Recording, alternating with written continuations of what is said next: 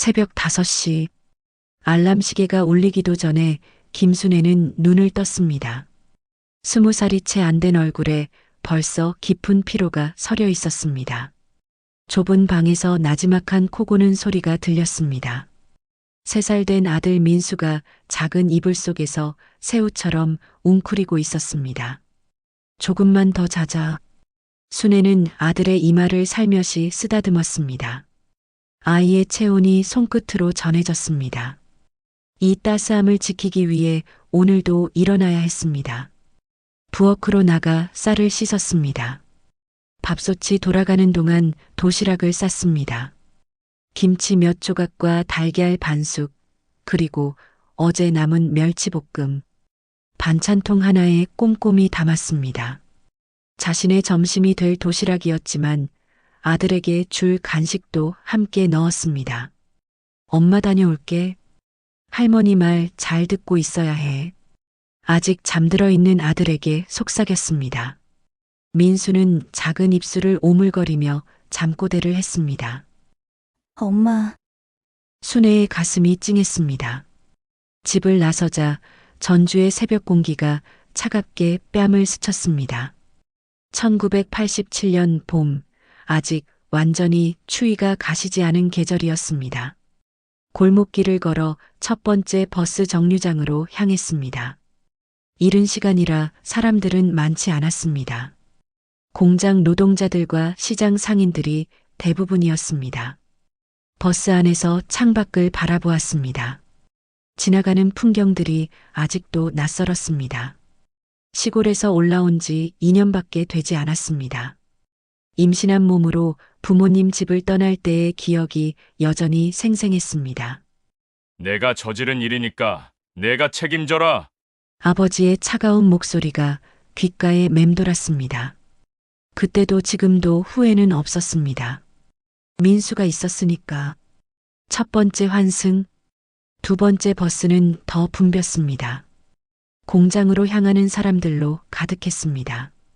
순애는 손잡이를 꽉 잡고 몸을 지탱했습니다. 배낭 속 도시락이 흔들리지 않도록 조심했습니다. 다음 정류장 대진섬유 앞입니다. 안내방송이 나왔습니다. 순애는 다른 여공들과 함께 버스에서 내렸습니다. 7시 30분. 출근 시간까지 30분이 남았습니다. 공장 앞에서 동료들과 마주쳤습니다. 순애야, 오늘도 일찍 왔네? 민수는 잘 있지? 아이 키우느라 고생이 많아. 동료들의 인사에 순애는 작은 미소로 답했습니다. 이들도 각자의 사정이 있었습니다. 시집살이가 힘든 언니, 남편이 실직한 이모, 병든 부모를 모시는 동생, 모두 각자의 무게를 지고 이 자리에 서 있었습니다. 공장 안으로 들어가자 기계들의 소음이 귓속을 파고들었습니다. 실을 뽑아내는 기계들이 일제히 돌아가고 있었습니다. 순애는 자신의 자리로 갔습니다. 8시간 동안 서 있을 그 자리였습니다. 작업복을 입고 안전모를 썼습니다. 거울에 비친 자신의 모습을 잠깐 보았습니다. 19살의 얼굴이지만 이미 엄마의 얼굴이었습니다. 책임감이 이마에 새겨져 있었습니다. 기계가 돌아가기 시작했습니다. 실이 빠르게 감기면서 하얀 연기가 피어올랐습니다. 순애는 능숙한 손놀림으로 실을 정리했습니다. 2년 동안 익힌 솜씨였습니다. 처음엔 서툴러서 자주 혼났지만 이제는 누구보다 빨랐습니다. 점심시간이 되자 동료들과 함께 옥상으로 올라갔습니다. 전주 시내가 한눈에 내려다 보였습니다. 저 어딘가에서 민수가 할머니와 함께 점심을 먹고 있을 것이었습니다. 도시락을 펼쳤습니다. 김치가 조금 시큼해졌지만 괜찮았습니다. 밥을 한 숟가락 떠서 입에 넣었습니다. 이 밥 한 그릇이 민수의 분유값이었습니다. 이 김치 한 조각이 기저귀 한 장이었습니다. 순애야, 주말에 뭐해? 동료가 물었습니다. 민수랑 공원 가려고요. 아이고, 참 예쁘겠다. 네, 아이스크림도 사주고요. 순애의 목소리에 자부심이 묻어났습니다. 비록 혼자 키우지만 아들에게 부족한 것 없이 해주고 싶었습니다. 다른 아이들처럼 공원에서 뛰어놀게 해주고 싶었습니다. 달콤한 아이스크림도 마음껏 먹게 해주고 싶었습니다. 오후 작업이 시작되었습니다. 더위 때문에 공장 안이 후끈했습니다. 순애의 이마에서 땀이 흘러내렸습니다. 작업복이 등에 달라붙었습니다. 하지만 손은 멈추지 않았습니다. 기계 리듬에 맞춰 계속 움직였습니다. 6시가 되어서야 기계가 멈췄습니다. 하루 일과가 끝났습니다. 순애는 작업복을 벗고 평상복으로 갈아입었습니다. 거울 속 자신이 조금 더 지쳐 보였습니다. 하지만 마음은 가벼웠습니다. 집에 가면 민수가 기다리고 있었으니까. 퇴근길 버스 안에서 졸음이 쏟아졌습니다. 하루 종일 서서 일한 다리가 무거웠습니다. 어깨도 결렸습니다. 하지만 참았습니다. 집에 가서 민수를 안고 나면 모든 피로가 사라질 것이었습니다. 엄마, 집 앞에서 민수가 뛰어나왔습니다. 작은 팔을 벌리고 달려오는 모습에 순애의 가슴이 벅찼습니다. 아이를 꼭 껴안았습니다. 온종일 그리워했던 냄새였습니다. 엄마, 보고 싶었어요. 엄마도 민수 보고 싶었어. 순애는 아들의 머리를 쓰다듬었습니다. 이 작은 체온 하나로 모든 것이 견딜만했습니다. 저녁을 해주고 아들을 씻겨주었습니다. 목욕탕에서 아이와 함께 노래를 불렀습니다. 민수의 웃음소리가 좁은 집안을 가득 채웠습니다. 이런 순간들이 순애를 살게 하는 이유였습니다. 아이를 재운 뒤 순애는 홀로 앉아 있었습니다. 내일 할 일들을 생각했습니다. 또 새벽 5시에 일어나서 도시락을 싸서 버스를 2번 갈아타서 공장으로 가야 했습니다. 똑같은 일상의 반복이었습니다. 하지만 포기하지 않을 것이었습니다. 민수를 위해서라면 무엇이든 할 수 있었습니다. 이 아이만큼은 부족하지 않게 살게 해주고 싶었습니다. 공부도 실컷 시키고 원하는 것도 다 해주고 싶었습니다. 창밖에서 봄바람이 불어왔습니다. 따스한 바람이 커튼을 살랑거렸습니다. 순애는 잠든 아들을 바라보았습니다. 평온한 잠자리였습니다. 이 평화로운 모습을 지키는 것이 자신의 사명이라고 생각했습니다. 그때는 몰랐습니다. 이 사랑스러운 아이가 훗날 자신에게 어떤 일을 저지르게 될지, 그 순수한 얼굴 뒤에 숨겨진 어둠이 언젠가 드러나게 될지, 지금은 그저 모든 것을 다 주고 싶은 소중한 아들일 뿐이었습니다. 15년이 흘렀습니다. 민수는 이제 20살이 되었습니다. 키도 훌쩍 크고 목소리도 굵어졌습니다. 순애는 여전히 섬유 공장에서 일했습니다. 반장이 된 지 5년째였습니다. 어느 날 저녁이었습니다. 순애가 설거지를 하고 있을 때였습니다. 민수가 뒤에서 다가왔습니다. 엄마, 어깨 아프시죠? 괜찮아. 일하다 보면 그런 거야. 민수가 어깨에 손을 올렸습니다. 무거운 손이었습니다. 순애는 몸을 움츠렸습니다. 언젠가부터 아들의 손길이 불편해졌습니다. 어머니를 보는 시선도 달라진 것 같았습니다. 엄마가 예민해지셨네. 민수가 웃으며 말했습니다. 하지만 그 웃음이 왠지 어색했습니다. 순애는 고개를 돌렸습니다. 그냥 피곤해서 그래. 일 그만하시고 집에만 계시면 안 돼요? 무슨 소리야. 돈은 어떻게 벌고. 제가 돈 벌면 되죠. 민수는 대학 2학년이었습니다. 아르바이트로 번 돈으로는 생활이 힘들었습니다. 순애가 계속 일해야 했습니다. 공부나 잘해. 나는 괜찮으니까. 순애는 설거지를 계속했습니다. 민수가 한참 서 있다가 방으로 들어갔습니다. 그런 일들이 자주 있었습니다. 민수가 너무 가까이 다가오는 것이었습니다. TV를 볼 때 바짝 붙어 앉았습니다. 순애가 옷을 갈아입을 때 문을 열고 들어오기도 했습니다. 민수야, 노크하고 들어와. 죄송해요. 깜빡했어요. 매번 같은 대답이었습니다. 순애는 점점 불편해졌습니다. 하지만 확신할 수는 없었습니다. 혹시 자신이 너무 예민한 건 아닌지 생각했습니다. 1998년 3월이었습니다. 봄이 왔지만 아직 쌀쌀했습니다.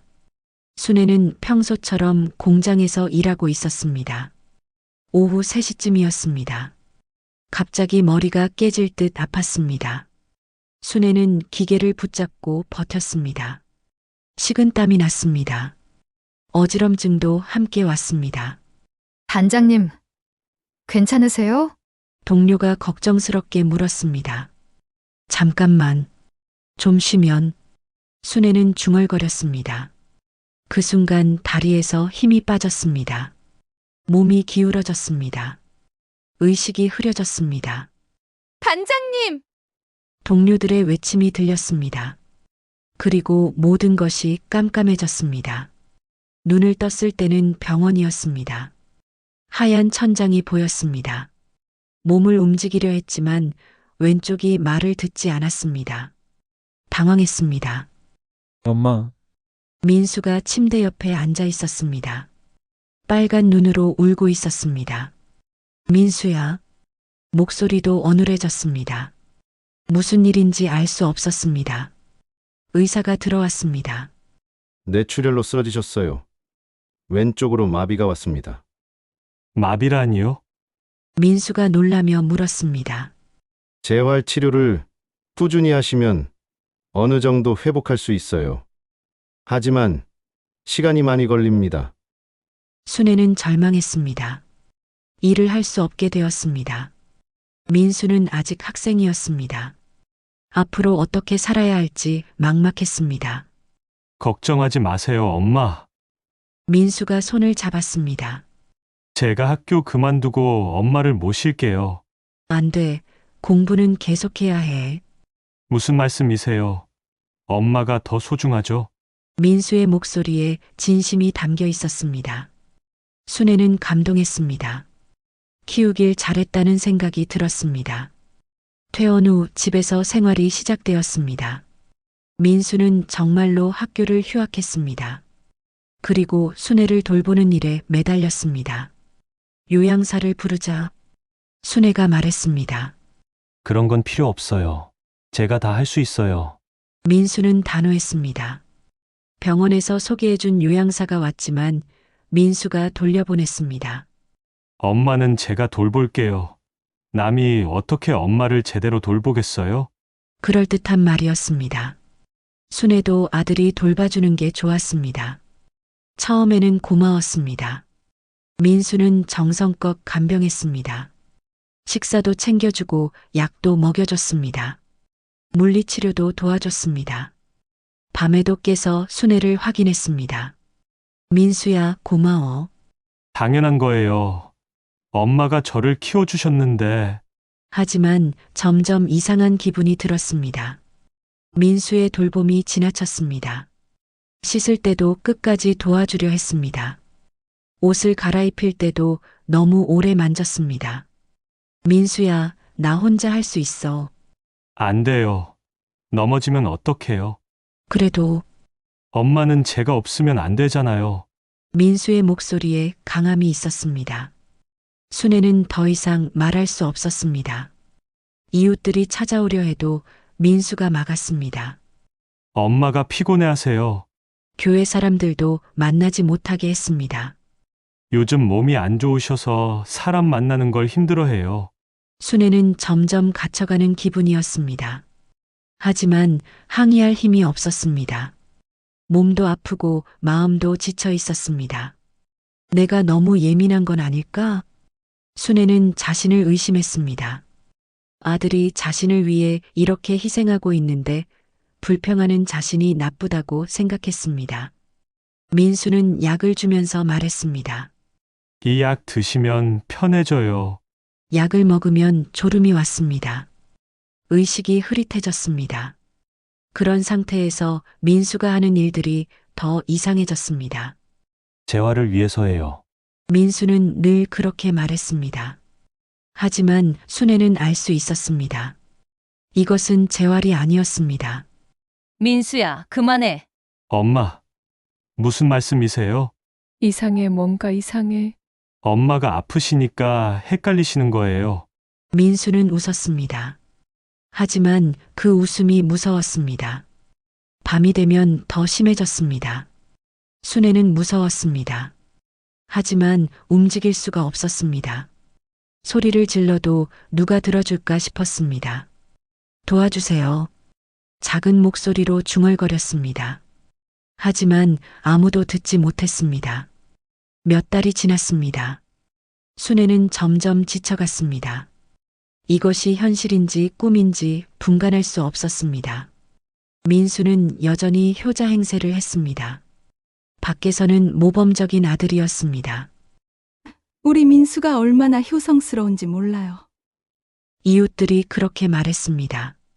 순애는 아무 말도 할 수 없었습니다. 누가 믿어줄까 싶었습니다. 어느 날 밤이었습니다. 순애는 기도했습니다. 하나님, 저를 도와주세요. 작은 목소리였습니다. 하지만 간절했습니다. 이 지옥 같은 상황에서 벗어나게 해달라고 빌었습니다. 창밖으로 달빛이 들어왔습니다. 차가운 빛이었습니다.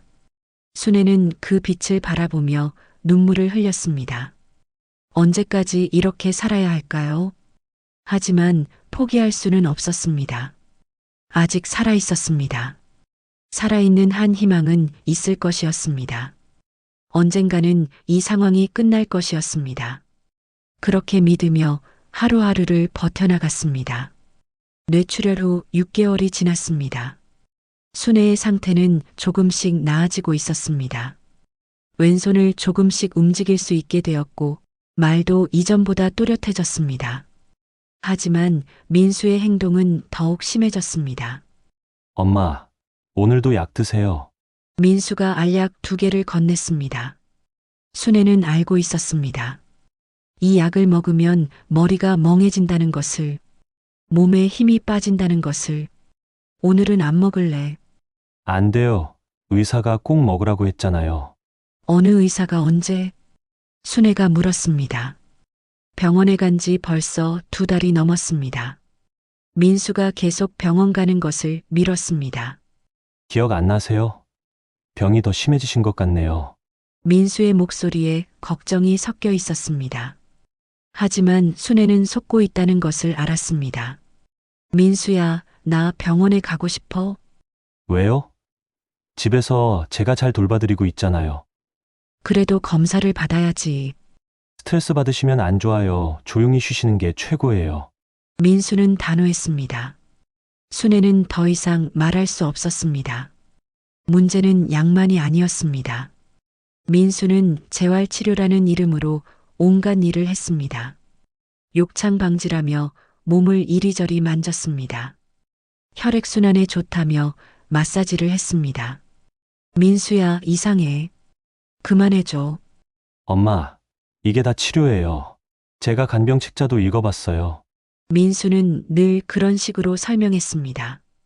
그럴듯한 이유를 댔습니다.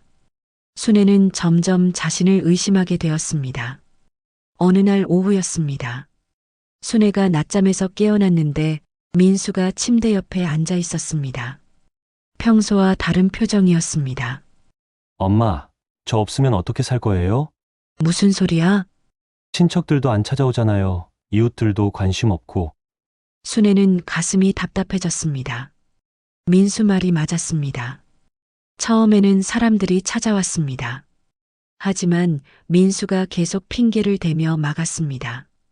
이제 아무도 오지 않았습니다. 교회 사람들은 엄마가 교회 나가기 싫다고 했잖아요. 언제 내가 그랬어? 기억 안 나세요? 역시 많이 아프시나 봐요. 민수가 한숨을 쉬었습니다. 순애는 혼란스러웠습니다. 정말 자신이 그런 말을 했을까요? 민수야, 나 사촌 언니한테 전화하고 싶어. 최정희 이모요? 지금 미국에 있어요. 미국? 몰랐어요? 한 달 전에 이민 갔어요. 순애는 당황했습니다. 최정희는 자신의 유일한 가족이었습니다. 그런데 이민을 간다고 연락도 없었을까요? 전화번호 알려줘. 시차 때문에 연락하기 어려워요. 나중에 안정되면 연락 준대요. 민수는 능숙하게 대답했습니다. 순애는 의심스러웠지만 확인할 방법이 없었습니다. 날이 갈수록 상황은 나빠졌습니다. 민수는 순애를 완전히 통제하려 했습니다. 화장실도 혼자 가지 못하게 했습니다. 넘어지면 위험해요. 라디오도 틀지 못하게 했습니다. 시끄러우면 머리에 안 좋아요. 창문도 열지 못하게 했습니다. 찬바람 맞으면 중풍 더 심해져요. 순애의 방은 점점 감옥이 되어 갔습니다. 바깥 공기도 마실 수 없었습니다. 사람 목소리도 들을 수 없었습니다. 오직 민수의 목소리만 들렸습니다. 밤이 가장 힘들었습니다. 민수는 야간 간병이라며 자주 들어왔습니다. 순애는 무서웠지만 저항할 힘이 없었습니다. 약 때문에 몸에 힘이 없었습니다. 엄마는 제가 없으면 죽어요. 민수가 속삭였습니다. 그러니까 저한테만 의지하세요. 순애는 눈물이 났습니다. 하지만 소리내어 울 수도 없었습니다. 민수가 몸에 안 좋다며 막을 것이었습니다. 한 달이 더 지났습니다. 순애는 점점 말수가 줄어들었습니다. 현실인지 꿈인지 구분할 수 없었습니다. 기억도 가물가물했습니다. 민수가 주는 약 때문이었습니다. 엄마, 오늘 컨디션 어때요? 잘 모르겠어. 그럼 약을 좀 더 드세요. 민수는 평소보다 많은 약을 줬습니다. 순애는 거부하고 싶었지만 힘이 없었습니다. 약을 받아 먹으니 의식이 흐려졌습니다.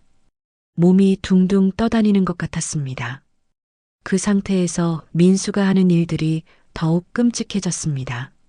간병을 위해서예요, 엄마. 민수의 목소리가 멀리서 들렸습니다. 순애는 비명을 지르고 싶었습니다.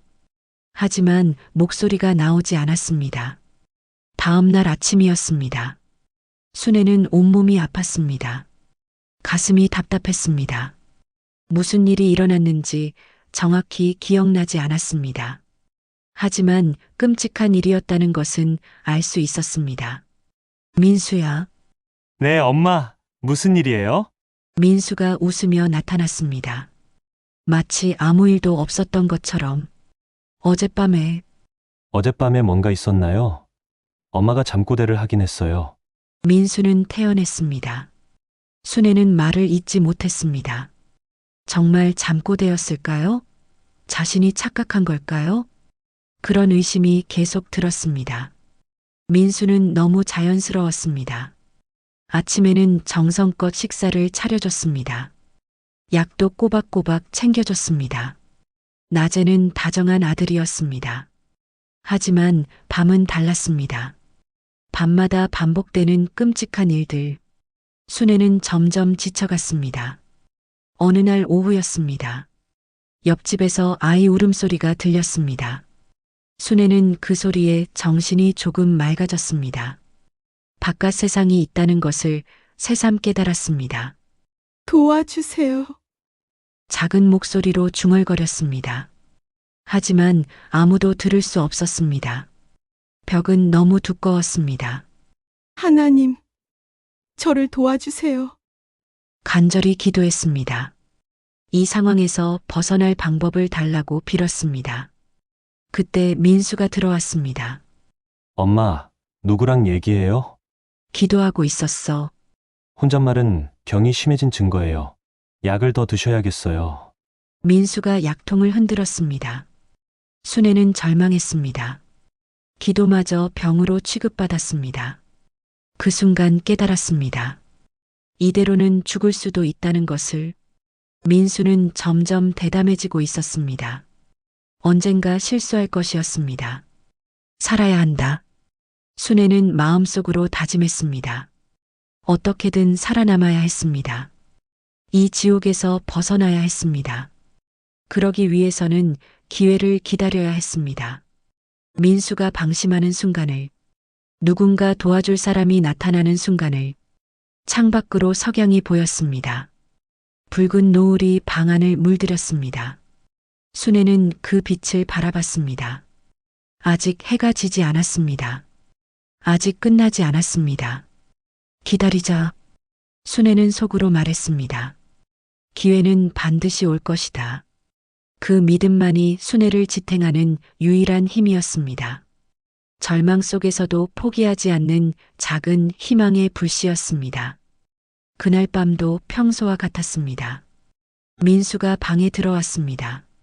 순애는 약에 취해 의식이 흐렸습니다.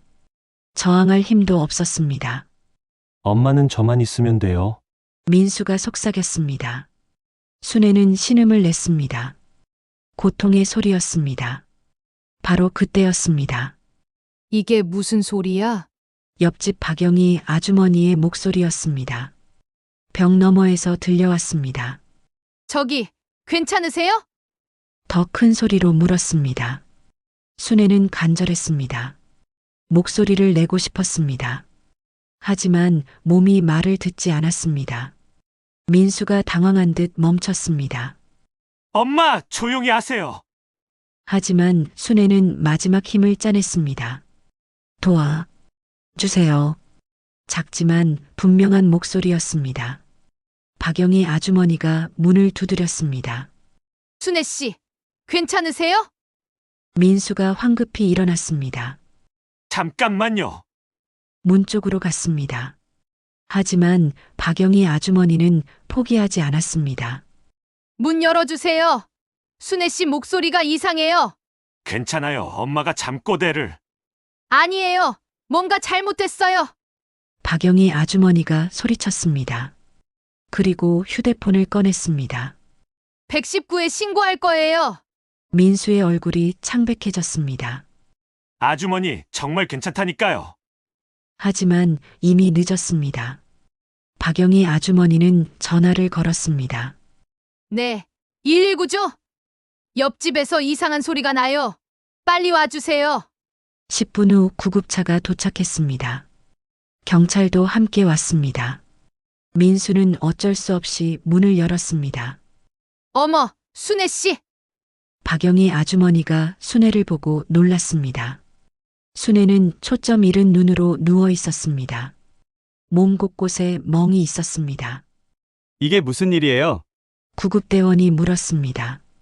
엄마가 중풍을 앓고 계세요. 제가 간병하고 있어요. 민수가 태연히 대답했습니다. 하지만 구급대원은 의심스러워했습니다. 순애의 상태가 이상했습니다. 병원으로 이송하겠습니다. 필요 없어요. 집에서 충분히 케어가 가능해요. 환자의 상태가 심각합니다. 구급대원은 단호했습니다. 순애를 들것에 옮겼습니다. 민수는 따라가겠다고 했습니다. 하지만 경찰이 막았습니다. 잠깐 얘기 좀 나눠야겠습니다. 병원에 도착했습니다. 의사가 순애를 진찰했습니다. 김현우 의사였습니다. 경험이 많은 응급의학과 전문의였습니다. 가족분은 어디 계신가요? 곧 오실 거예요. 간호사가 대답했습니다. 김현우 의사는 순애를 자세히 살펴봤습니다. 몸 곳곳의 상처들이 의심스러웠습니다. 뇌출혈 환자에게 나타날 수 없는 상처들이었습니다. 30분 후 민수가 도착했습니다. 엄마 상태는 어때요? 잠깐 면담을 좀 하겠습니다. 김현우 의사가 민수를 따로 불렀습니다. 어머니 간병을 혼자 하고 계신가요? 네. 제가 다 돌보고 있어요. 힘들었겠네요. 그런데 몇 가지 궁금한 점이 있어요. 김현우 의사는 신중하게 물었습니다. 어머니 몸에 설명하기 어려운 상처들이 있네요. 중풍 환자라 자주 넘어져요. 그렇군요. 그런데 혈액 검사에서 수면제 성분이 나왔어요. 민수의 표정이 굳었습니다. 수면제요? 네. 상당한 양이었어요. 처방받은 약인가요? 잘 모르겠어요. 민수가 당황했습니다. 김현우 의사는 확신했습니다. 뭔가 잘못되고 있었습니다. 어머니와 단독 면담을 하겠습니다. 엄마는 의식이 없어요. 그래도 해봐야겠어요. 민수는 더 이상 반대할 수 없었습니다. 김현우 의사가 순애와 단둘이 남았습니다. 김순애님, 저 보이세요? 순애가 천천히 눈을 떴습니다. 여기가 어디예요? 병원이에요. 안전한 곳이에요. 김현우 의사의 목소리는 부드러웠습니다. 무서워할 거 없어요. 아드님도 밖에 계시고요. 순애의 눈에 공포가 스쳤습니다. 아니에요, 민수가. 천천히 말씀하세요. 순애는 떨리는 목소리로 말했습니다. 민수가 자신에게 한 일들, 약을 먹이고 외부와 차단시킨 것들을. 김현우 의사는 충격을 받았습니다. 하지만 냉정을 잃지 않았습니다. 이제 안전해요. 제가 도와드릴게요. 그날부터 수사가 시작되었습니다. 경찰이 집을 수색했습니다. 민수가 몰래 촬영한 영상들이 발견되었습니다. 약물도 나왔습니다. 증거는 명확했습니다. 민수는 결국 체포되었습니다. 법정에서 12년형을 선고받았습니다. 하지만 순애의 고통은 끝나지 않았습니다. 민수는 3년 만에 모범수로 출소했습니다. 순애는 불안에 떨었습니다. 다시 찾아올까봐 무서웠습니다. 하지만 이제 혼자가 아니었습니다. 최정의 사촌 언니가 순애를 데려갔습니다. 민수의 거짓말과 달리 정희는 미국에 가지 않았습니다. 그저 연락이 두절되었을 뿐이었습니다. 순애야, 미안해. 진작 알았어야 했는데. 언니 잘못이 아니에요. 순애는 정희의 집에서 새로운 생활을 시작했습니다. 작은 방이지만 창문이 있었습니다. 언제든 열 수 있는 창문이었습니다. 물리치료사 이소라가 찾아왔습니다. 젊고 밝은 여자였습니다. 순애님, 손가락 움직여 보세요. 잘 안 돼요. 괜찮아요. 천천히 해봐요.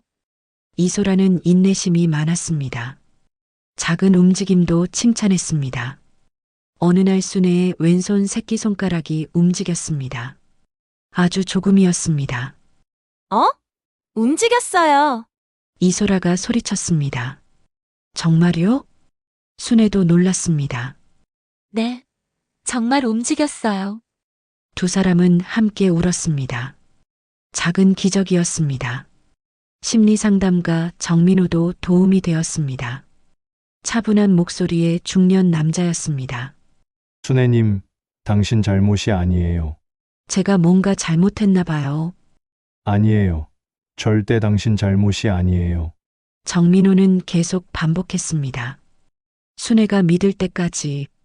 몇 달이 지나면서 순애는 조금씩 회복되었습니다.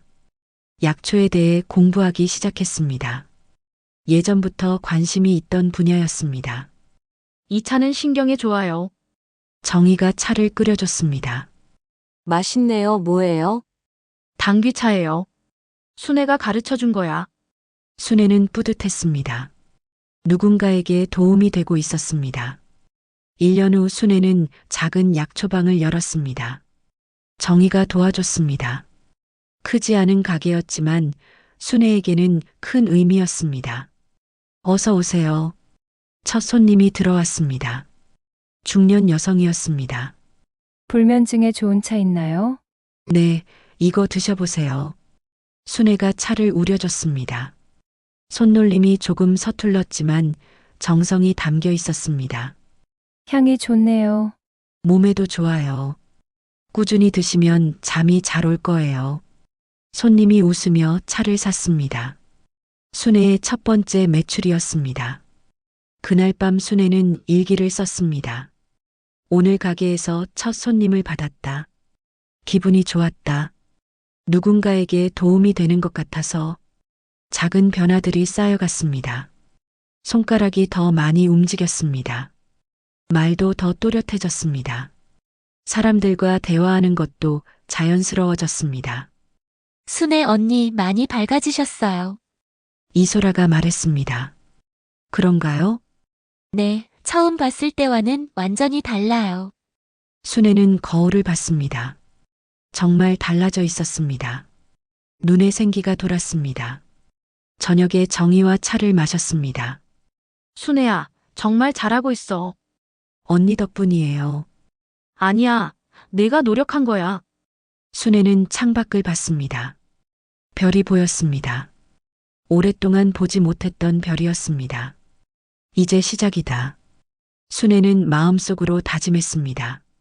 새로운 삶을 살아가겠다고, 과거에 묶여 있지 않겠다고. 약초방에서 만나는 사람들이 힘이 되었습니다. 각자의 아픔을 안고 있었습니다. 하지만 서로 위로하며 살아갔습니다. 순애도 그들에게 작은 위로가 되고 싶었습니다. 자신이 받은 도움을 나누고 싶었습니다. 순애야, 앞으로 뭘 하고 싶니? 정희가 물었습니다. 아픈 사람들에게 도움이 되고 싶어요. 어떻게? 잘 모르겠지만 제가 경험한 걸 나누고 싶어요. 순애의 목소리에는 확신이 있었습니다. 고통을 이겨낸 사람만이 가질 수 있는 강함이었습니다. 그날 밤 순애는 깊이 잠들었습니다. 악몽 없는 편안한 잠이었습니다. 내일이 기다려지는 잠이었습니다. 3년이 흘렀습니다. 순애의 약초방은 동네 사람들에게 사랑받는 공간이 되었습니다. 작지만 따뜻한 곳이었습니다. 단골 손님 미영이가 찾아와 차 맛을 칭찬했습니다. 몸이 많이 나아졌다며 고마워했습니다. 순애는 진심 어린 웃음으로 답했습니다. 왼손도 많이 나아졌습니다. 완전하지는 않지만 일상생활에는 지장이 없었습니다. 차를 우리고 물건을 나르는 일도 할 수 있었습니다. 무엇보다 마음이 편해졌습니다. 밤에 악몽을 꾸는 일도 줄어들었습니다. 사람들과 자연스럽게 대화할 수 있었습니다. 한 달에 한 번씩 여성 모임도 열었습니다. 비슷한 아픔을 겪은 사람들이 모였습니다. 처음엔 자신을 탓했다는 고백들이 나왔습니다. 순애는 조용히 말했습니다. 그건 우리 잘못이 아니에요. 살아남은 것만으로도 용감한 거예요. 모두가 고개를 끄덕였습니다. 순애의 말에는 경험에서 우러난 힘이 있었습니다. 어느 가을 오후였습니다. 단풍이 아름다운 날이었습니다. 순애는 평소처럼 가게에서 일하고 있었습니다. 문이 열렸습니다. 손님인 줄 알고 고개를 들었습니다. 민수였습니다. 3년 만에 보는 아들이었습니다. 많이 야위어 있었습니다. 얼굴도 창백했습니다. 순애의 손이 떨렸습니다. 하지만 도망가지 않았습니다. 민수구나. 차분한 목소리였습니다. 엄마. 민수의 목소리는 떨렸습니다. 예전과 달랐습니다. 당당함이 사라져 있었습니다. 왜 왔니? 엄마, 저 병이 생겼어요. 민수가 힘들게 말했습니다. 다발성경화증이에요. 곧 마비가 올 거래요. 순애는 놀라지 않았습니다. 예상했던 일이었습니다. 그래서 용서해 주세요. 그리고 저를 돌봐주세요. 민수가 무릎을 꿇었습니다. 아무도 없어요. 엄마밖에 없어요. 순애는 민수를 바라봤습니다. 무너진 모습이었습니다. 한때는 자신을 지배했던 사람이었습니다. 이상하게 분노가 일지 않았습니다. 오히려 차분했습니다. 일어나렴. 엄마, 일어나라고 했어. 민수가 천천히 일어났습니다. 순애는 잠시 침묵했습니다. 할 말을 정리하고 있었습니다. 민수야, 네. 엄마, 내가 내 아들이던 시간은 오래전에 끝났어. 민수의 얼굴이 굳었습니다. 이제 난 너를 모른다. 엄마, 그렇게 말씀하지 마세요. 너한테 받은 상처는 용서할 수 없어. 순애의 목소리에는 확신이 있었습니다. 하지만 복수하고 싶지도 않아. 엄마, 돌봄은 공적기관에서 받아. 요양원이든 병원이든. 민수가 절망적인 표정을 지었습니다. 나는 이제 내 삶을 살 거야. 순애는 더 이상 말하지 않았습니다. 할 말은 다 했습니다. 민수는 한참을 서 있었습니다. 그리고 고개를 숙였습니다. 죄송합니다. 작은 목소리였습니다. 정말 죄송합니다. 민수가 문을 열고 나갔습니다. 뒷모습이 초라했습니다. 순애는 의자에 앉았습니다. 다리에 힘이 빠졌습니다. 하지만 후회는 없었습니다. 옳은 선택이었습니다. 정의가 찾아와 괜찮은지 걱정해줬습니다. 순애는 생각보다 괜찮다고 무서웠던 사람이 아니더라고 말했습니다. 차를 우리는 손이 떨리지 않았습니다.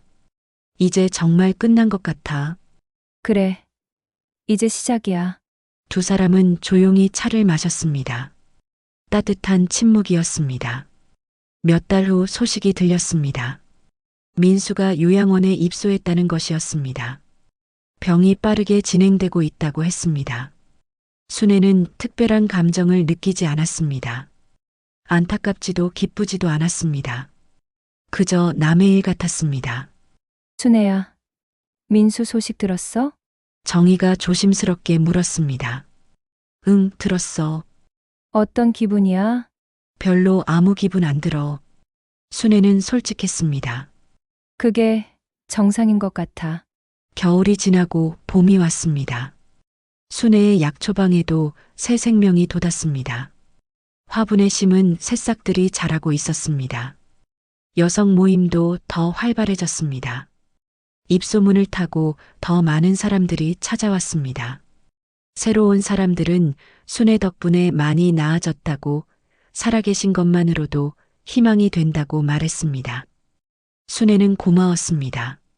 자신의 존재가 누군가에게 의미가 된다는 것이. 어느 봄날이었습니다.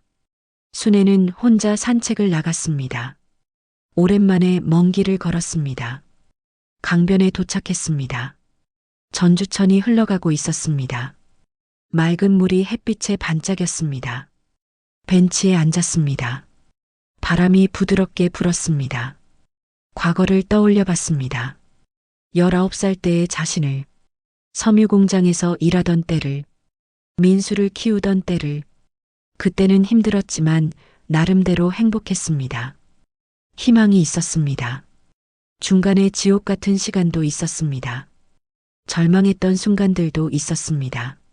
하지만 살아남았습니다. 다시 일어섰습니다. 이제는 다른 사람을 도울 수 있었습니다. 자신의 경험을 나눌 수 있었습니다. 그래도 살길 잘했다. 혼자 중얼거렸습니다. 강물이 흘러갔습니다. 멈추지 않고 계속 흘러갔습니다. 순애의 삶도 그랬습니다. 정희에게서 전화가 왔습니다. 혼자 강변에 나와 있다고 하니 위험하다며 걱정했습니다. 저녁을 함께 먹자는 제안에 곧 들어가겠다고 답했습니다. 전화를 끊고 일어났습니다. 집으로 돌아갈 시간이었습니다. 걸어가면서 생각했습니다. 앞으로 무엇을 하며 살까? 약초방은 계속 운영할 것입니다. 여성 모임도 계속할 것입니다. 더 많은 사람들에게 도움이 되고 싶었습니다. 책을 쓰는 것도 생각해 봤습니다. 자신의 이야기를 정리하는 것입니다. 비슷한 처지의 사람들에게 도움이 될 수 있을 것입니다. 살아남은 자의 의무겠지. 그렇게 중얼거리며 걸었습니다. 해가 저물어가고 있었습니다. 하지만 어둡지 않았습니다. 따뜻한 석양이 길을 비춰주고 있었습니다. 순애는 그 빛을 따라 집으로 향했습니다. 내일을 기다리며 그 밤 일기를 썼습니다. 오늘 민수를 다시 봤다. 예전처럼 무섭지 않았다. 이제 정말 자유로워진 것 같다. 앞으로는 나를 위해, 그리고 도움이 필요한 사람들을 위해 살고 싶다. 펜을 놓고 창밖을 봤습니다. 달이 밝았습니다. 구름 한 점 없는 맑은 밤이었습니다. 순애는 깊은 잠에 들었습니다. 평온한 잠이었습니다.